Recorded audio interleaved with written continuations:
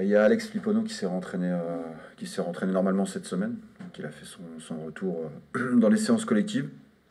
Et puis pendant la trêve, on récupérera certainement, enfin en tout cas après la trêve, certainement Lucas et Renaud. Ibra prendra un tout petit peu plus de temps. C'était un peu plus long, mais voilà un petit peu les tenants et les aboutissants du groupe. Le retour d'Alex, il était parti un peu pour être une pièce maîtresse. Là, Momo a bien fait le job en son absence. C'est un premier, presque pour moi, premier dilemme, là, ce retour-là. En tout cas, c'est un bon dilemme. Ouais, c'est un bon dilemme. Après, Alex, là, il a repris, mais comment dire, il n'est pas à 100%. Donc, on est vigilant. Il y a une trêve derrière. Donc, il n'y a pas de précipitation. Et puis non, on est toujours satisfait d'avoir des joueurs performants au poste, d'avoir de la concurrence. Dans ce secteur, on en avait besoin aussi. Et donc, du coup, non, c'est positif. C'est très positif. On a l'impression d'une certaine force tranquille qui se dégage du groupe. Comment on ressent les choses toi au quotidien? Est-ce que tu es parfois obligé, avec les victoires qui s'accumulent, de dire attention, de mettre un signal d'alerte, ou il n'y a pas ce ressenti-là? Bon, un peu des deux. Je pense qu'on a emmagasiné de la confiance. Donc, du coup, on a une forme de sérénité. Malgré tout, on est là avec le staff. Mais malgré tout, on n'a pas trop besoin de le faire. De pouvoir un peu canaliser les choses, de faire en sorte de faire comprendre ce qui est le haut niveau et que aujourd'hui c'est bien ce qu'on fait. Maintenant, ce qui compte c'est la suite, c'est toujours le lendemain et qu'il faut continuer à se servir de ce qu'on vient de faire, notamment sur les derniers matchs, pour continuer à avancer, continuer à progresser, corriger des choses ou améliorer des choses qui nous permettront de s'octroyer encore plus de chances de gagner des matchs, notamment celui de demain. Mais non, on va pas au-delà de ça. Sincèrement, on a la sensation, enfin en tout cas, on se projette pas, on avance. Maintenant, notre rôle, à nous et à moi en priorité, c'est de ne pas négliger ce qu'on fait de bien, parce que ça serait une erreur. Et je pense que c'est important de continuer à véhiculer le positif et de montrer aussi ce qu'on fait de bien. Ça, c'est une certitude. Maintenant, de montrer aussi les améliorations, de pointer du doigt certaines choses et de savoir que dans le foot, tout va très vite. Donc voilà, c'est cet équilibre-là qu'on essaye de mener, et moi en priorité. Justement, objectivement, qu'est-ce qui peut empêcher les Stacks de poursuivre cette série-là? Ouais, il y a plein de choses. Il y a l'adversaire, tous les week-ends. Hein.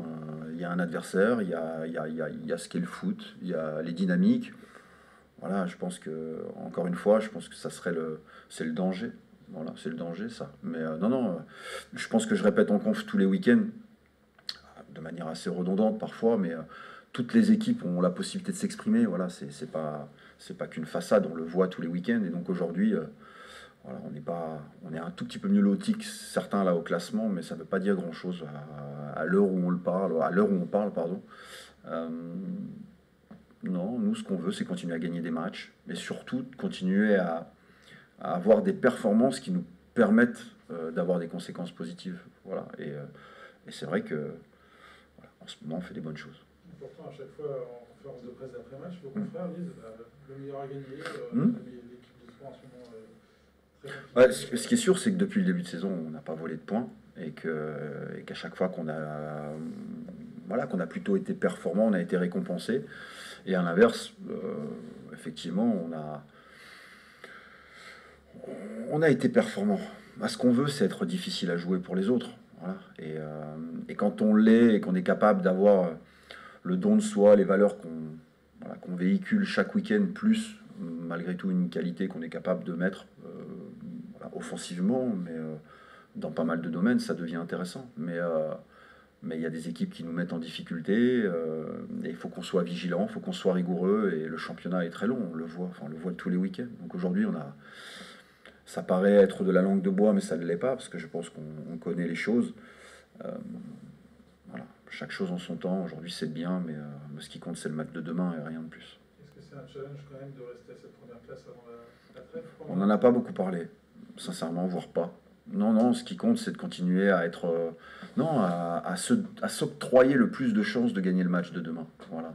En travaillant correctement, en étant exigeant au quotidien, en étant capable de continuer à améliorer tout ce qu'on fait de bien, à continuer à faire mieux, à garder ça, et puis de corriger certaines choses qui peuvent nous faire défaut par moment. On le voit, notamment sur les derniers matchs.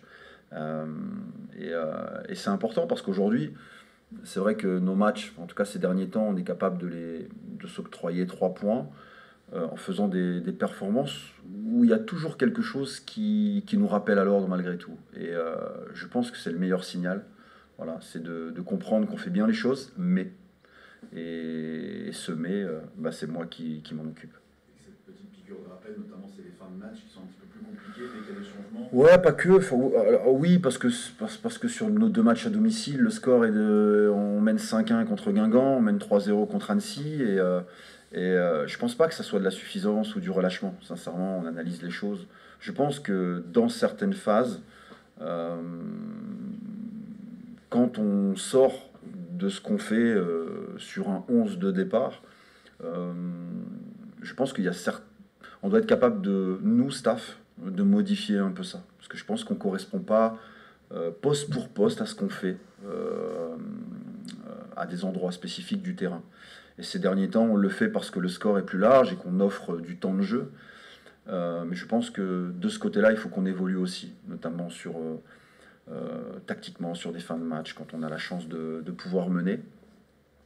Et puis après, dans ce genre de match, vous savez, quand ils rentrent comme ça sur ces scores, ils n'ont qu'une envie, eux, de manière individuelle, et je pense ça logique, de vouloir accroître le score, de vouloir marquer, de vouloir briller, alors que je pense que la première chose à faire, c'est de défendre son but.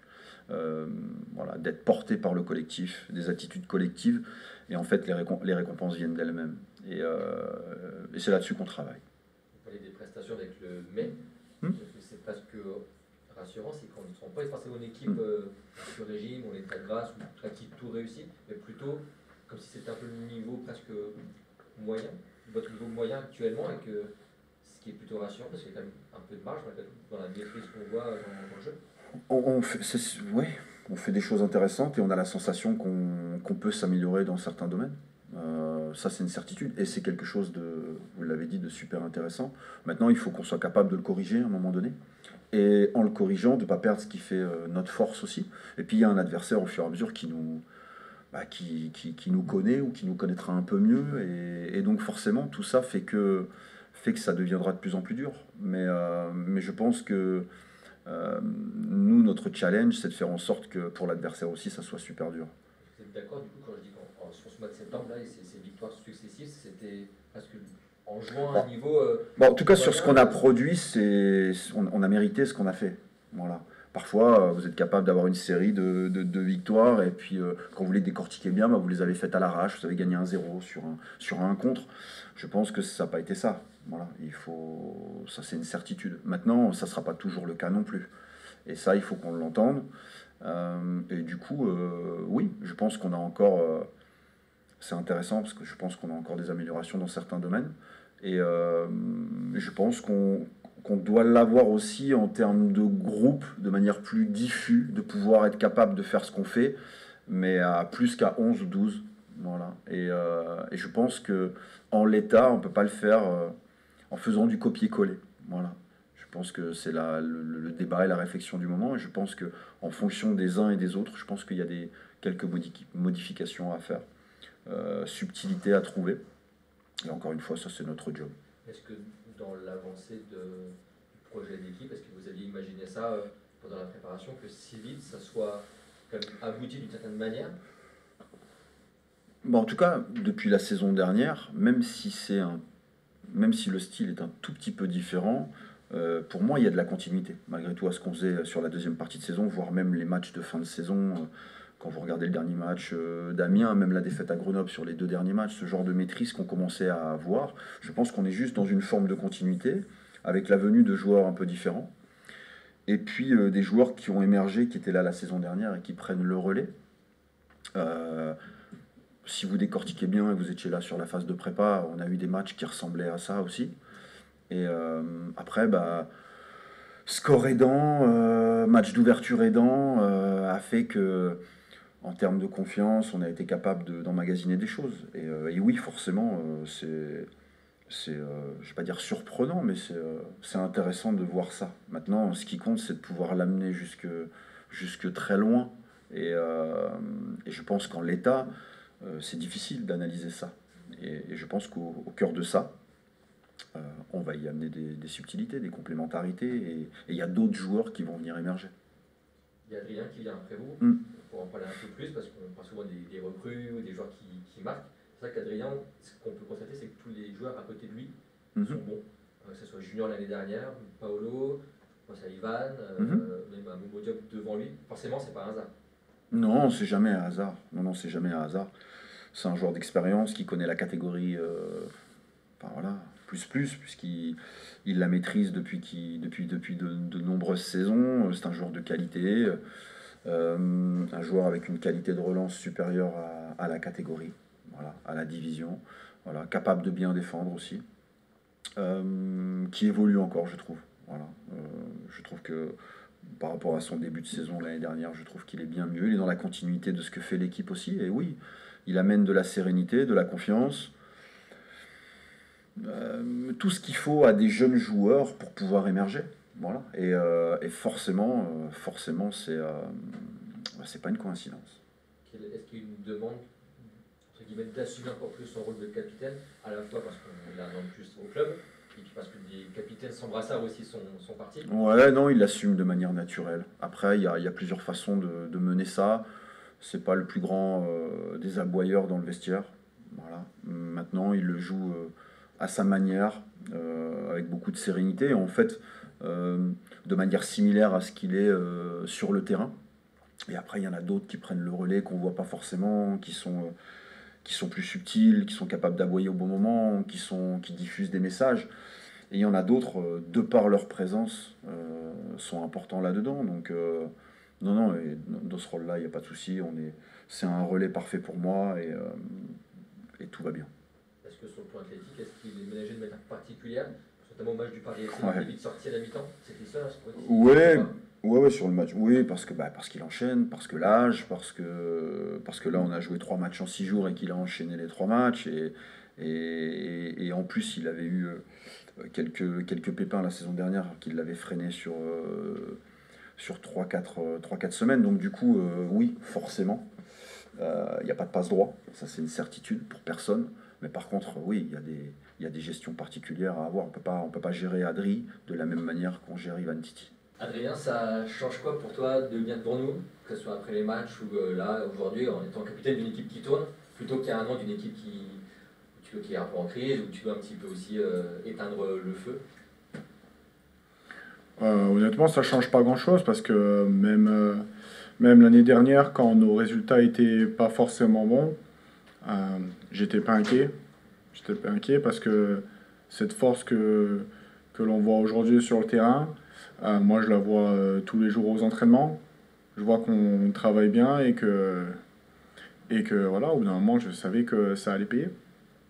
Et ça paye dans le classement, mais pas que. On sent une équipe qui tourne avec une maîtrise du jeu. Nous, de l'extérieur, c'est presque surprenant, même si c'est dans la continuité un petit peu, tu l'as dit l'année dernière, mais à ce point-là, en tout cas, si vite dans la saison, c'est en tout cas un peu surprenant, peut-être vu de l'extérieur. Peut-être, après, nous, très honnêtement, voilà, on sait ce qu'on fait bien, on sait ce qu'on fait moins bien, mais on reste concentré parce qu'on sait que voilà, tout peut aller très vite. Le plus important, c'est de garder notre dynamique et d'enchaîner, de prendre les matchs les uns après les autres. Le coach disait de ne pas faire attention au classement, c'est aussi le discours des joueurs, ou entre vous, vous en parlez de cette première place? Oh, évidemment, bien sûr que nous, aujourd'hui, on ne parle pas de classement entre nous. On n'a même pas fait un quart du championnat, je pense.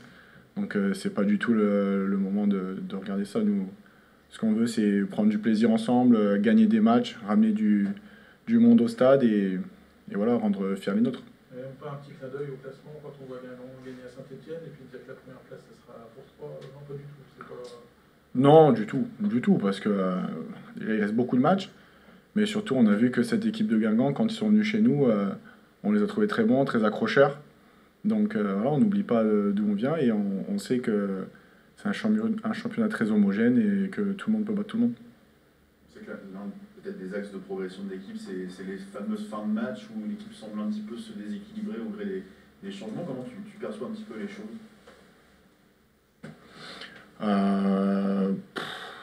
C'est compliqué compliqué à gérer pour ceux qui rentrent parce que ils voient qu'aujourd'hui, ceux qui sont titulaires sont performants.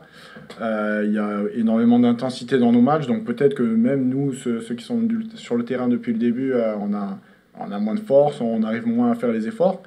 Et après, honnêtement, après c'est le football, hein. Des fois, il y a les adversaires qui en veulent plus que nous, tout simplement.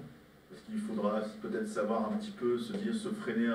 On sent cette volonté de jouer, de gagner qui vraiment caractérise votre équipe. Mais est-ce qu'il faudra peut-être à un moment donné se dire, il faudra peut-être mieux défendre le score, être un peu plus derrière au cas où? Après, c'est les qualités et les défauts de la jeunesse. Il y a beaucoup de fougue, beaucoup d'envie. Et honnêtement, c'est pas quelque chose que j'ai envie de brider. Est-ce que tu sens dans cette période-là de victoires successives, enfin nous, tu vois, on ne sent pas forcément un état de grâce, c'est-à-dire où tout vous réussit, où tous les poteaux sont rentrants, où il y a des buts contre son camp. Non, on sent plutôt une équipe qui tourne et avec un niveau en fait qui est pas non plus extraordinaire, mais un niveau moyen de l'équipe qui est déjà haut. C'est assez rassurant de ton point de vue, de savoir que ce n'est pas un état de grâce qui peut se terminer par définition, mais plutôt un niveau en fait, qui est votre vrai niveau finalement. Comme je disais tout à l'heure, l'équilibre il est très fragile. Alors aujourd'hui, ça tourne plutôt dans notre sens, mais il faut qu'on fasse attention parce que voilà, au bout d'un moment, on sera moins bien, on sait, c'est normal, et on verra comment l'équipe réagira. Mais aujourd'hui, il faut prendre les points qu'on peut prendre. C'est-à-dire que tu vois, de ton point de vue, de ce que tu vois sur le terrain, de ce que tu ressens, vous n'avez pas une marge malgré tout, ou tu sens que par votre maîtrise, notamment collective et technique, vous avez un petit peu de marge sur une partie de vos adversaires? Non, ce serait une grosse erreur de penser qu'on a une marge de manœuvre parce qu'en Ligue 2, il n'y a pas de marge. À partir du moment où on va faire une bêtise et qu'on va la payer cash, forcément, on sera un peu plus déstabilisé et c'est là où on prendra la marée. Donc il faut qu'on reste concentré.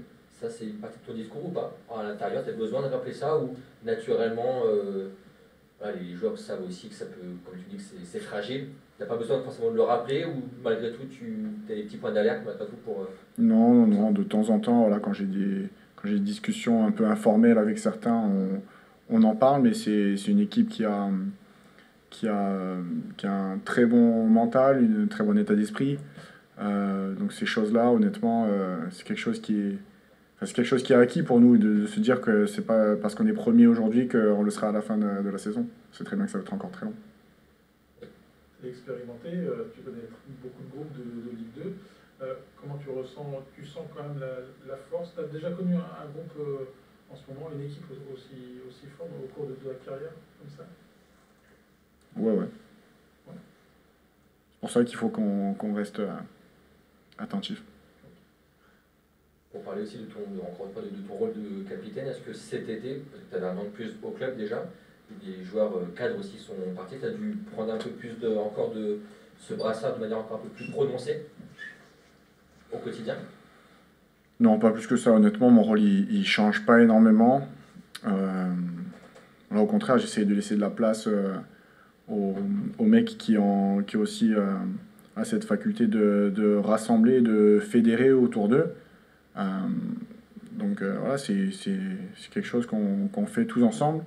Et les anciens et les moins anciens. Honnêtement, il y a des mecs qui ont beaucoup de leadership et ça se ressent sur le terrain. Je disais à ton entraîneur que les joueurs qui étaient à côté de toi sont tous bons, que ce soit Junior, que ce soit Paolo cette année, même Ivan qui rentre et qui tout de suite est au niveau, et que c'était pas un hasard, que tu étais à côté d'eux aussi. Est-ce que, tu vas pas dire ça forcément de cette même manière, mais ton influence aussi positive sur ces joueurs-là, et tu n'es pas inconnu en tout cas à leur montée en puissance à ces joueurs-là? C'est des jeunes joueurs à très fort potentiel qui ont beaucoup de qualité parce que déjà ils sont professionnels, ils jouent dans un club structuré, carré comme les Stags, donc forcément s'ils sont là c'est pas pour rien. Après moi ça fait partie de mon rôle de les encadrer, de les aider au quotidien et après advienne que pourra. C'est même pas que l'accompagnement, c'est l'accompagnement aussi parfois un peu tactique avec Ivan par exemple, c'est aussi ça ton rôle? Ah bien sûr, de toute façon il se fait son expérience, il fait ses erreurs, c'est son apprentissage. Donc voilà, aujourd'hui, il avance très vite. Peut-être que demain, on avancera un peu moins vite, mais voilà, il faut qu'il reste concentré, et aujourd'hui, il l'est. comment tu te sens toi physiquement? Tu avais dit que tu n'étais pas l'année dernière. Là, tu as fait une belle prépa. On sent que ça te permet d'être plutôt en forme. Tu es d'accord avec ça? Tu le ressens?